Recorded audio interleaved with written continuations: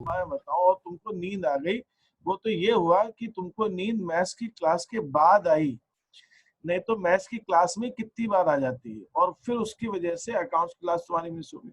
तो अभी जो तुम सुन रहे हो, तुम सुन रहे हो कि नहीं सुन रहे हो? राजू, हाँ सर, सुन रहे हो? सुन रहा हूँ ना। तो अब तुम मुझे ये बताओ कि ये जो हाँ मैंने अभी समझाया, ये समझ में आया आपको? हाँ सर, समझ में आ गया। तो if the business is receiving any revenue, तो हम एसेट्स में ऐड करेंगे, and revenue means we will add it to the capital also, revenue will be added to the capital. और अगर बिजनेस में एक्सपेंस हो रहे हैं तो will subtract from the assets and we will subtract from the capital. तो capital से ही एक्सपेंस माइनस होगा। और हाँ, रेवेन्यू और एक्सपेंसेस का अलग से कॉलम नहीं बनेगा?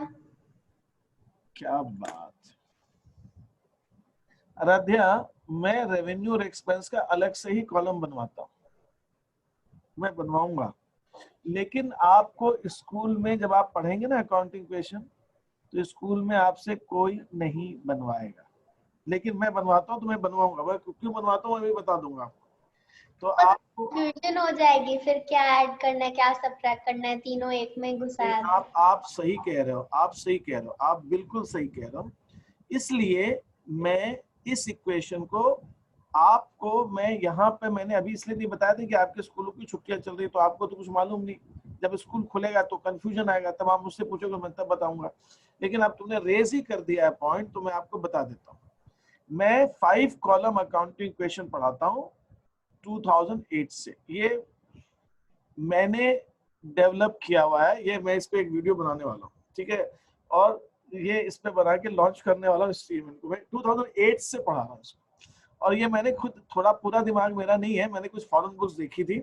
मैं उससे पहले मैं राजकोट में एक इंटरनेशनल स्कूल में पढ़ाता था, तो वहां मैंने थोड़ा सा उनकी बुक्स में थोड़ा बहुत इसका रेफरेंस था, तो मुझे लगा कि यार इस चीज को इंडिया में भी पढ़ाना जाना चाहिए, तो I modified it for the Indian condition के हिसाब से मैं उसको 2008 से पढ़ा। तो मैं अकाउंटिंग इक्वेशन में ये 5 कॉलम्स बनवाता हूँ। लेकिन आपके पास अगर कोई आर्यमन, तुम्हारे पास बुक है ना, तुमने ले रखी है ना अच्छी अच्छी किताबें, तो तुम बोलो ना कुछ हाँ ना, तो तुम दिखते रहे नहीं हो मेरे को आर्यमन। हाँ सर। हाँ, तुम्हारे पास है ना अकाउंट्स की किताबें कुछ? हाँ सर, हाँ, तो उसके भैया की अंदर, है, मेरी नहीं है पर। हाँ तो ठीक है ना, अब तो तेरी हो गई, वो तो पढ़ लिए हैं। तो अब ये जो है, अब ये तो अकाउंटिंग इक्वेशन की बुक में तू देखेगा, अकाउंटिंग इक्वेशन के चैप्टर में, तो उसके अंदर सिर्फ 3 कॉलम दिए रहेंगे, 3 कॉलम।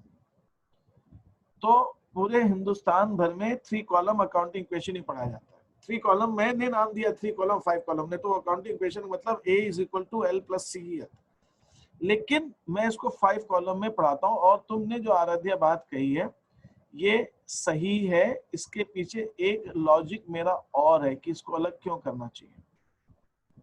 ठीक है, देखिए मैं आपने पूछा तो मैं थोड़ा सा एक चीज बताता हूँ। आपकी बुक्स में अगर आप देखें, आपके पास जो बुक होगी उसके अंदर दिखाएंगे कि आपने 10,000 के गुड्स खरीदे, ठीक है, कैसे 10,000 के गुड्स, तो आप एसेट में, गुड्स में 10,000 रुपीज प्लस करोगे और कैश में 10,000 रुपीज माइनस करोगे, ठीक है, गुड्स आ गए, बहुत अच्छी बात।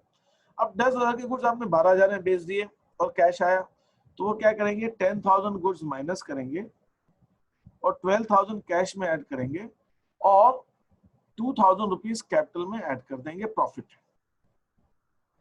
आपकी बुक्स में अकाउंटिंग इक्वेशन में इस टाइप के ट्रांजैक्शंस हैं, बट मैं इनको गलत मानता हूं। मैं गलत इसलिए मानता हूं कि बिजनेस में ऐसा नहीं होता है कि मैं एक कोई पेन लेकर आया और वो पेन मैंने 5 रुपए का लाया, मैंने 6 रुपए में बेच दिया तो 1 रुपया प्रॉफिट हो गया। मैं एक एक पेन पे, एक एक चीज पे प्रॉफिट नहीं निकालता, मैं पूरे साल भर का प्रॉफिट एक साथ निकालता। सब्जी जो बेच रहा है आदमी, वो किसी सब्जी में कम प्रॉफिट होगा, किसी में ज्यादा होगा, किसी में नुकसान भी होगा, तो वो पूरे पूरे पूरे प्रॉफिट जोड़ता है। 1 किलो आज बेची, अभी मैंने बेची तो 1 किलो में कितना प्रॉफिट हुआ, फिर 3 किलो बेची तो उसमें कितना प्रॉफिट हुआ, ऐसे नहीं होता। वो जोड़ेगा लेकिन कैलकुलेट वो एक साथ ही करेगा। तो आपकी बुक्स के अंदर ऐसे दिया हुआ है, which is technically wrong, but ठीक है, जब तक कि मैं दुनिया को ये नहीं बताऊंगा कि सही क्या है तो दुनिया जानेगी कैसे। तो it is my fault, I must tell them what is right, I will tell them. But अभी हम क्या करेंगे, अभी हमारी इक्वेशन क्या हुई, हमारी इक्वेशन हो गई asset is equal to liabilities plus capital plus revenue minus expenses, तो हम ये कैपिटल से करते हैं। लेकिन अगर मैं ये ब्रैकेट हटा दूं और ये माइनस की ये एक्सपेंस को इधर ले आऊं, तो मेरी इक्वेशन जाएगी asset plus expense is equal to liabilities plus capital plus revenue, ये हो जाएगा। तो हम इस फॉर्मेट में लिखेंगे। लेकिन आराध्या, जो तुमने पूछा उस पॉइंट को मैं क्लियर करूं, जब ऐसा हम कब करेंगे, through out the year. Through out the year मतलब अगर हमारा अकाउंटिंग ईयर 1 अप्रैल से 31 मार्च है, तो 1 अप्रैल से 31 मार्च है, तो हम ये करेंगे पूरे साल।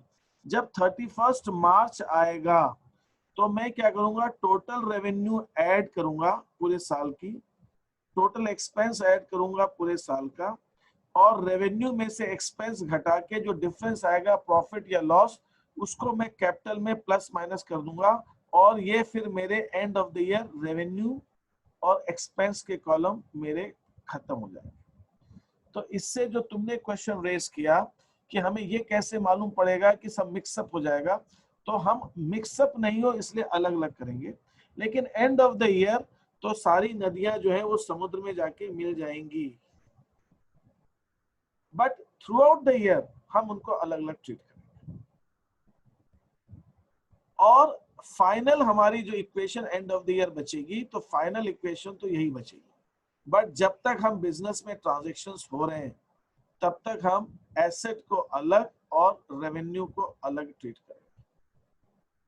तो हमारी इक्वेशन हो जाएगी asset plus expense is equal to liabilities plus capital plus revenue. ये बात समझ में आ गई आपको?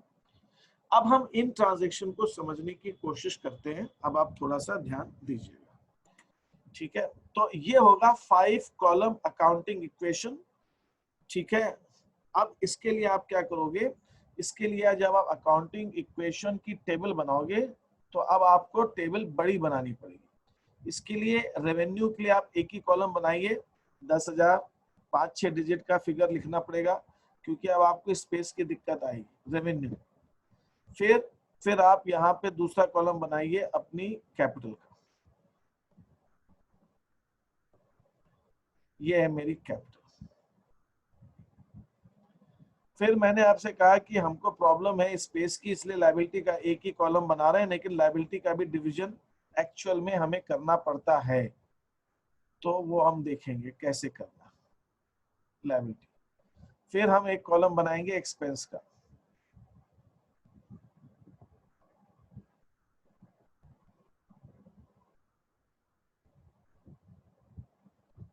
फिर हम यहाँ पे बाकी जगह छोड़ देंगे।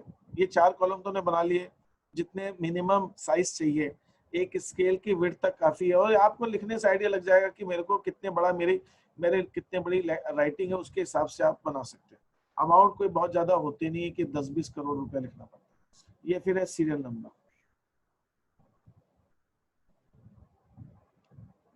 And then I will draw the line in asset में मुझे 2 लाइन ड्रॉ करनी है vertically, and then this is my equation. और ये मेरा हो गया एसेट्स, एंड इन एसेट्स के अंदर जैसे जैसे मुझे जरूरत पड़ती जाएगी आर्यमन, मैं इसके अंदर कॉलम अपने बनाता जाऊंगा, जैसे जैसे मुझे जरूरत पड़ेगी। I keep on drawing the columns. एक क्वेश्चन में आइडियली 4-6 होते हैं, लेकिन अगर कभी आज मान लीजिए ऐसी नौबत आ जाए आपके स्पेस ही नहीं है और एक और एसेट आ जाए, तो आप किसी एसेट के कॉलम में उसको जोड़ दीजिए। सपोज मैंने यहाँ कंप्यूटर लिखा हुआ है, फर्नीचर भी आ गया, तो उसमें कंप्यूटर एंड फर्नीचर लिख दो और इसी के अंदर जोड़ दो उसको, क्योंकि स्पेस की प्रॉब्लम है तो क्या करें, आप स्पेस कहाँ से लाए, ठीक है? तो ये हमारा हो गया। तो this is asset plus expense is equal to liabilities plus capital plus revenue, ठीक है? ये ऐसे कॉलम आपको बनाने। अब मैं आ रहा हूँ उस शीट पे जो मुझे आपको करवानी है। जस्ट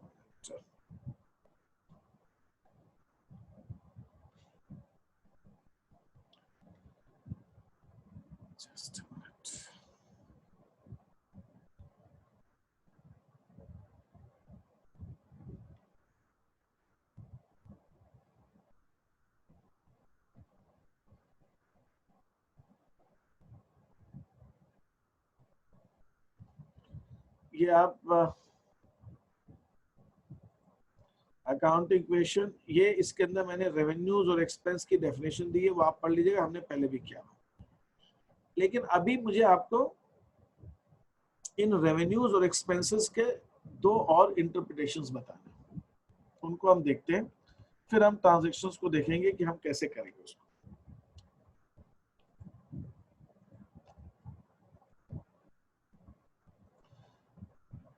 देखिए क्या होता है,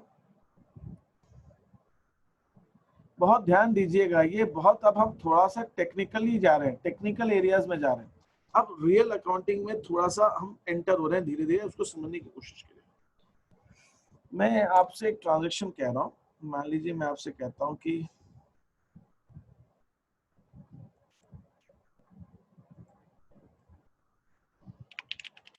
cash collected for services provided rupees. एक तो ये ट्रांजैक्शन हुआ। अच्छा, एक काम करता हूं, यहाँ पे मैं लिखता भी जाता हूं, asset plus expense is equal to liabilities plus capital plus revenue. मैं यहाँ पे कह रहा हूँ cash collected for services 5,000 cash में प्लस और 5,000 रेवेन्यू, ठीक है। ऐसे नेक्स्ट ट्रांजैक्शन,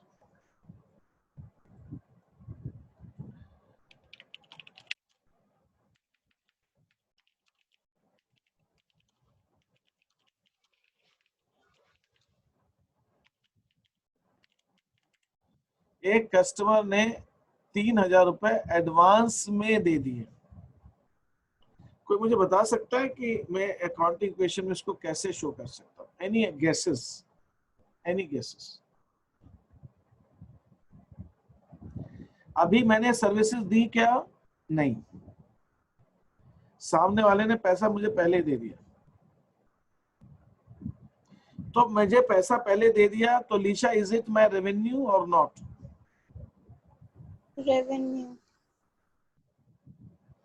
रेवेन्यू कब होता है? जब आप सर्विसेज देते हो। आपने तो सर्विसेज दी नहीं, सामने वाले ने पैसे पहले दे दिया, तो क्या है ये? इट इज नॉट रेवेन्यू, मैंने हिंट दे दिया। तो क्या है फिर? रेवेन्यू नहीं तो क्या है?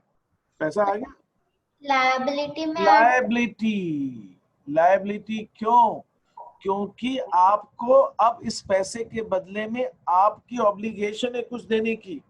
वो क्या? सर्विसेज देने की। भले ही वो पैसा नहीं देंगे आप, पैसा आपका हो जाएगा, लेकिन सर्विसेज तो देना है। तो व्हेन यू रिसीव, ये होती है अर्नड इनकम बोलते हैं इसको। इनकम जो अभी तक अर्नड नहीं हुई है, you have not earned it, इसको बोलते हैं एडवांस इनकम भी बोलते हैं। Income which you have not earn, तो एसेट में प्लस एंड लायबिलिटी में, ठीक है। इसको हम बोलेंगे अर्नड इनकम। कस्टमर ने एडवांस दे दिया, which is not your income so far, ठीक है। अब दूसरी चीज इससे रिलेटेड है, अनपेड कस्टमर्स ₹4,000। कुछ हमारे कस्टमर्स हैं, हमने सर्विसेज दे दी उनको, अभी उल्टा हो गया, सर्विसेज दे दी लेकिन पैसा नहीं आया।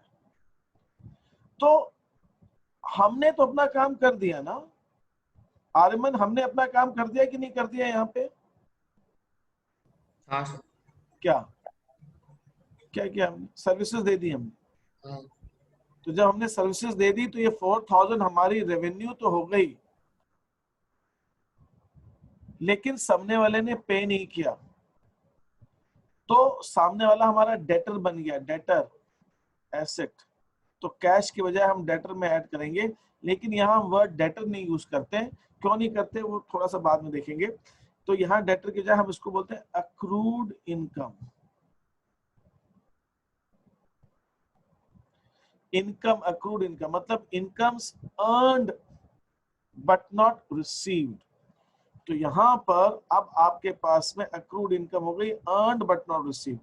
तो मैं ये कह सकता हूँ रेवेन्यू हमारी तीन तरह की हो गई, एक अर्न्ड एंड रिसीव्ड, हमने सर्विसेज दे दी और उसने पेमेंट कर दिया, तो इसको तो हम सिर्फ रेवेन्यू बोलते हैं।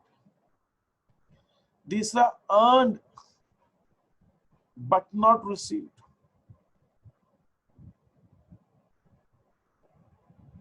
इसको हम बोलते हैं अक्रूड, ACCRUED, अक्रूड रेवेन्यू या अक्रूड इनकम। मतलब incomes which have been earned but they have not been received. Third,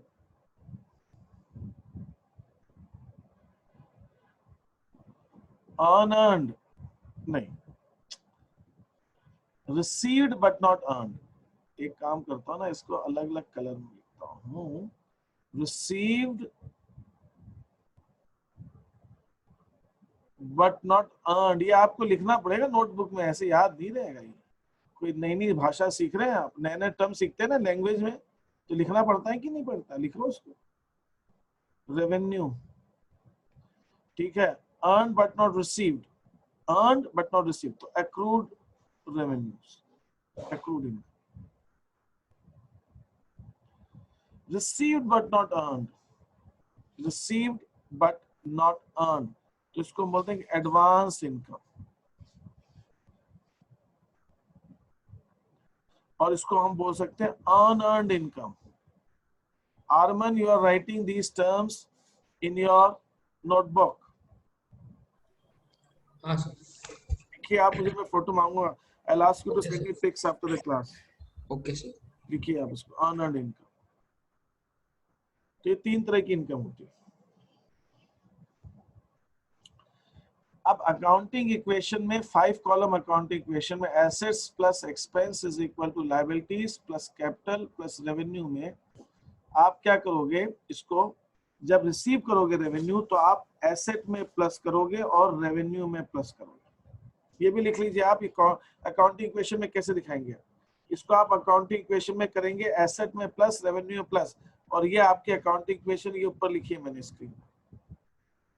और अर्नड बट नॉट रिसीव्ड में आप क्या करेंगे, एसेट में प्लस एंड रेवेन्यू में प्लस, लेकिन यहाँ पे एसेट कैश नहीं होगी, यहाँ पे एसेट जो होगी वो अक्रूड इनकम भी एसेट है, अक्रूड इनकम भी आपकी एसेट ही है, ठीक है। तो यहाँ पे भी एसेट में प्लस रेवेन्यू प्लस, एसेट में एक अलग कॉलम बनेगा जिसको हम अक्रूड इनकम बोलेंगे, अक्रूड इनकम का सेपरेट कॉलम बनेगा, यहाँ पे सेपरेट कॉलम बनेगा एसेट, ये हम अलग से कॉलम बनाएंगे इसका, उसमें ऐड करेंगे इसको। अर्नड इनकम में एसेट मतलब कैश आ गया, cash plus and liability plus, तो यहाँ पे कैश प्लस करेंगे और लायबिलिटी प्लस करेंगे। एक काम और करता हूं, मैं इसको और क्लियर कर देता हूं यहाँ पे थोड़ा सा, 2 मिनट के लिए, है ना, मैं और क्लियर लिख देता हूँ। यहाँ पे आप क्या करोगे, यहाँ पे आप करोगे कैश एसेट प्लस और रेवेन्यू प्लस। मैंने यहाँ एसेट भी बता दी, कौन सी एसेट, यहाँ पे अक्रूड इनकम, इनकम एसेट में प्लस और रेवेन्यू में प्लस, ऐसे लिख लीजिए। इसलिए जो आपने लिख लिया तो उसके नीचे लिख लीजिए। एडवांस इनकम में कैश एसेट में प्लस और अनअर्न्ड इनकम करके एक अलग लायबिलिटी बनेगी, उसके अंदर प्लस। अनअर्न्ड इनकम एक अलग लायबिलिटी है, आपको पैसे मिल गए, आपने काम नहीं किया तो लायबिलिटी में प्लस हो जाएगा। तो रेवेन्यू में ये 3 तरह की रेवेन्यूज आपको दिखने को मिलेगी। टेक्निकली स्पीकिंग तो ये रेवेन्यू नहीं है तीनों, ये तो लायबिलिटी है, receive but not earn, but ठीक है, रिलेटेड टू रेवेन्यू मान लीजिए, रेवेन्यू से रिलेटेड 3 चीज होगी, रेवेन्यू नहीं कहेंगे, रिलेटेड टू रेवेन्यू, रेवेन्यू से रिलेटेड 3 चीज। इसमें कोई डाउट हो तो पूछिए मेरे से, ठीक है। अब हम आते हैं नेक्स्ट चीज पे, एक्सपेंस पे। अब मैं आ रहा हूँ एक्सपेंस, रिलेटेड टू एक्सपेंसेस। अब हम थोड़ा थोड़ा टेक्निकली उसमें जा रहे हैं, अकाउंट्स में, related to expenses. Expenses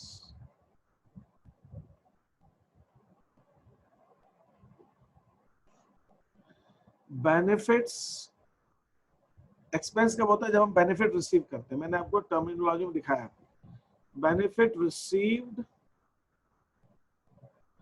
and paid for, हमने रिसीव किया और पे कर दिया, तो इसको हम बोलेंगे एक्सपेंस। अब आप समझ लीजिए एक बार पहले। दूसरा, बेनिफिट्स रिसीव्ड, बेनिफिट तो ले लिया बट नॉट पेड फॉर,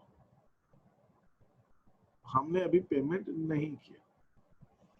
तीसरा, पेड फॉर, पेमेंट कर दिया but benefits not received.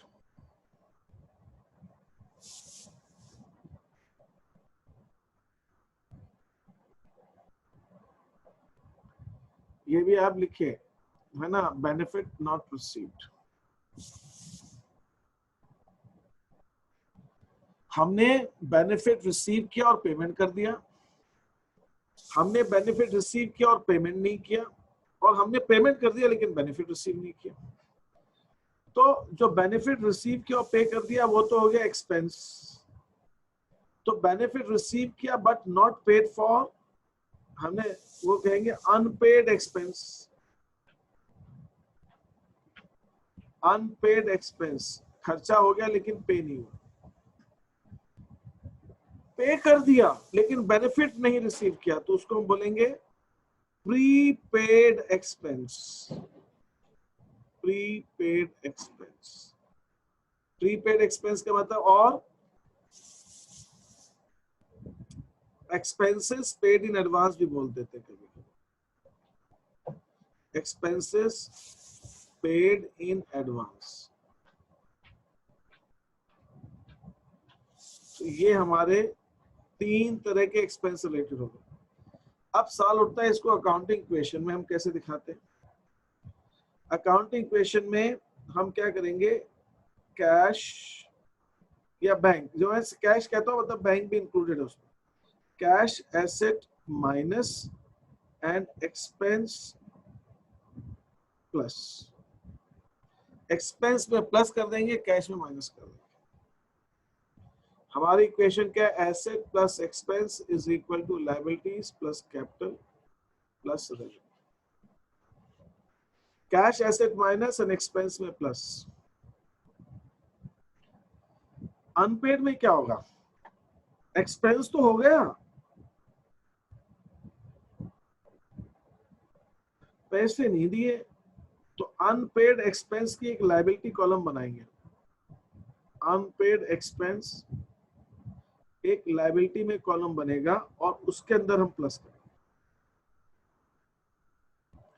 Unpaid expense एक लायबिलिटी में कॉलम बनेगा, हमारे लिए लायबिलिटी है भाई, बेनिफिट ले लिया पे नहीं किया तो पेमेंट, उसको हम अनपेड एक्सपेंस बोलेंगे। लायबिलिटी में कॉलम बनाए या नहीं बनाए, लेकिन हम उसको अनपेड एक्सपेंस बोलेंगे।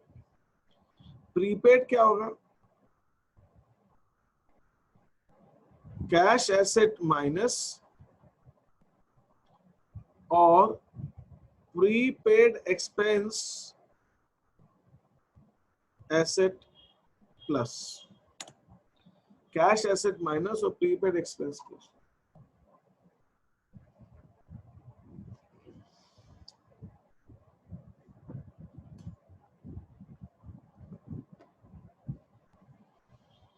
तो हम इस हिसाब से इन तीनों को अकाउंटिंग क्वेश्चन में लिखेंगे।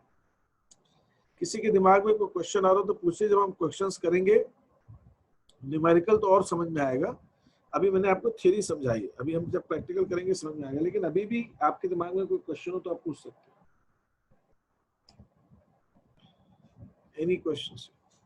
हमने किसी को पैसे दे दिए और हमने सर्विसेज नहीं ली, तो वो हमारा डेटर हो गया। डेटर, उससे हमें बेनिफिट लेना है, तो ये जो प्रीपेड एक्सपेंस है ये एक तरह का डेटर है, एक तरह का डेटर है, डेटर ही जैसा ही। ये सामने वाला हमारा डेटर बन गया भैया, उससे पैसे लेने अपने को काम, सॉरी उससे डेटर है मतलब कैश नहीं लेना लेकिन सर्विसेज लेना। और अनपेड एक्सपेंस बेनिफिट ले लिया, पैसे नहीं दिए तो लायबिलिटी है हमारी, ये लायबिलिटी है और ये एसेट है ना। ये is that any clear, any confusion, any doubts? Sir ये प्रीपेड एक्सपेंस एसेट कैसे हुआ नहीं पता चला। अच्छा देखो बेटा, अगर मान लीजिए अभी चल रहा है मई, अब मैं जून मान लीजिए, अगर मान लीजिए आपको किसी को रेंट देना है, आपने जून का रेंट उसको दे दिया अभी से, तो जून में आपको क्या मिलेगा, बिना पैसे दिए आपको सामने वाला सर्विसेज देगा आपको, तो वो आपके लिए एसेट होगा। एसेट क्या होता है? एसेट की डेफिनेशन होती है फ्यूचर बेनिफिट, उसका फ्यूचर में आपको कुछ बेनिफिट मिलने वाला है। आपने एक और एग्जांपल लेते हैं, आपको होटल में कोई पार्टी करनी है, अभी तो कहाँ करेंगे मान लीजिए, है ना, जून के अंदर, है ना, जून में आपने कहा 10 तारीख को एक जगह आपको 10 जून को पार्टी करनी, बहुत बढ़िया, आपने कहा बड़ी भीड़ भाड़ रहेगी उस दिन, ऐसा कुछ दिन है वगैरह वगैरह वगैरह, तो अभी एडवांस बुकिंग कर दी, आपने उसको 2000 रुपए एडवांस दे दिया। इस 2000 के बदले में जो सर्विसेज आपको अभी नहीं मिली है, which you are going to get in future, तो ये जो 2000 रुपीज आपने एडवांस दिया है, ये आपकी एसेट हो जाएगी, आपकी एसेट हो जाएगी, और सामने वाले के लिए, होटल वाले के लिए उसकी लायबिलिटी हो जाएगी। आपको बेनिफिट मिलना है तो आपकी एसेट है, तो आप इसको बोलोगे प्रीपेड एक्सपेंस, वो बोलेगा अनअर्न्ड इनकम, उसने तो सर्विसेज दी नहीं, तो उसके लिए हो जाएगी अनअर्न्ड इनकम, उसको इनकम मिल गई लेकिन सर्विसेज नहीं दी उसने, और आपके लिए हो जाएगी प्रीपेड एक्सपेंस। तो आपके लिए जो प्रीपेड एक्सपेंस होता है वो दूसरे के लिए अनअर्न्ड इनकम हो जाती है। अच्छा ये देखिए अकाउंट्स के अंदर ये बहुत रिलेशन है, आपका जो डेटर है, एक्स ने वाई को गुड्स बेचा, एक्स ने वाई को गुड्स बेचा, तो एक्स ने वाई को बेचा, तो एक्स क्रेडिटर हो गया, एक्स को पैसे लेने हैं, और वाई डेटर हो गया, दोनों एक दूसरे से कनेक्टेड है, ठीक है। अब मान लीजिए एक्स ने सामने वाले को एडवांस दे दिया पैसा, तो एक्स के लिए वो प्रीपेड हो जाएगा एक्सपेंस, और इसके लिए ये एसेट हो जाएगा इसके लिए, और इसके लिए वो लायबिलिटी हो जाएगा, ये बोलेगा अनअर्न्ड इनकम। तो जो किसी एक के लिए एक्सपेंस है, एसेट है, वो किसी दूसरे के लिए लायबिलिटी है। ये दोनों ऐसा रेट चलता है अकाउंट्स के, इसके ऊपर हम और बात करेंगे। तो ये जो आपने क्वेश्चन किया ये तो एक्सपेंस के अंदर प्रीपेड हो जाता है, इज दैट ओके? ठीक है, अब मैं आ रहा हूं आपके पास एक शीट पर,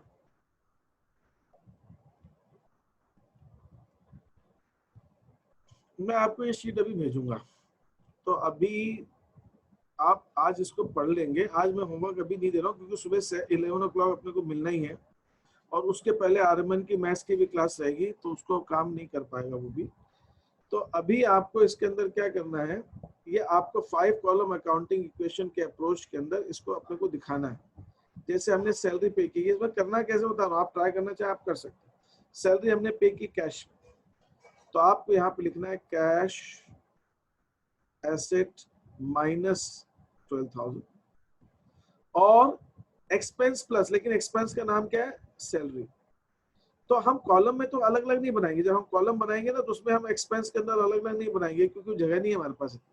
कितने कॉलम बनाए, पता चला यहाँ से दिल्ली तक कॉलम ही बनाते जाएंगे, क्या है। तो यहाँ पे लिखेंगे सैलरीज एक्सपेंस प्लस 12,000। जब सैलरी दी आपने तो खर्चा हो गया, तो एक्सपेंस हो गया।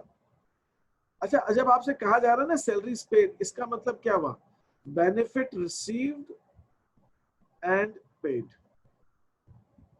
बेनिफिट रिसीव भी हो गया और हमने पे भी कर दिया। मतलब सैलरीज पेड का मतलब ये होता है बेनिफिट भी मिल गया और पे भी कर दिया। इसी ढंग से रेंट पेड का मतलब होता है benefit received and paid, paid by bank. ये अब देखिए यहाँ पे दिया, यहाँ दिया रेंट पेड इन एडवांस। इसका मतलब क्या हुआ, cash asset minus and prepaid rent asset plus. हम इसको कल और डिस्कस करेंगे डिटेल में। खैर अभी के लिए इतना, आप पढ़िए, एंजॉय कीजिए। आप अपनी मन से कुछ करना चाहें तो कर लीजिए, अभी मुझे मत दीजिए, आप करके रखिए। आपको खुद बाद में लॉजिक समझ में आएगा, फिर आपके दिमाग में क्वेश्चंस भी आएंगे, सर मैंने ऐसा सोचा था, आप ऐसा कह रहे हैं, ऐसा क्यों? तो आप ट्राई करना चाहो तो ट्राई कर लेना, वो कोई बात नहीं है ना। और अपने पास रखिए, उसमें कोई दिक्कत नहीं, आप ट्राई करके रखिए और फिर हम कल इसको और डिस्कस करेंगे। लेकिन तब तक आपको ये तो पढ़ लेना, ये ऊपर का ये थ्योरी एक ही पेज है, 2 पेज है, 2 पेज, इसको आप पढ़ लीजिएगा, ठीक है। और ये टर्म मैंने जो आपको समझा दिए हैं ये वही चीजें, और ये ट्रांजैक्शन है, ये थोड़ा सा टिपिकल आएगा एरिया जिसके अंदर अकाउंट्स में जो दुनिया से अलग है वो डिफरेंस दिखेगा, लेकिन समझ में आ जाएगा क्योंकि मैं पढ़ा रहा हूँ इसलिए समझ, ठीक है। Fine, so I conclude this session. Any questions if you have, you may ask me. ठीक है, RMN, is it okay? हाँ sir. So then fine. Thank you so much. Bye. See you tomorrow 11 o'clock. RMN, maths की class में सो जाना, लेकिन account में जाग जाना तुमका। ठीक है sir. Then see you tomorrow. कल मिलते हैं अपन 11 बजे, ठीक है। मेरी अब नेक्स्ट क्लास है तो आप लोग जा सकते हैं, नहीं 7:30 पे, ठीक है। मैं बंद कर रहा हूँ।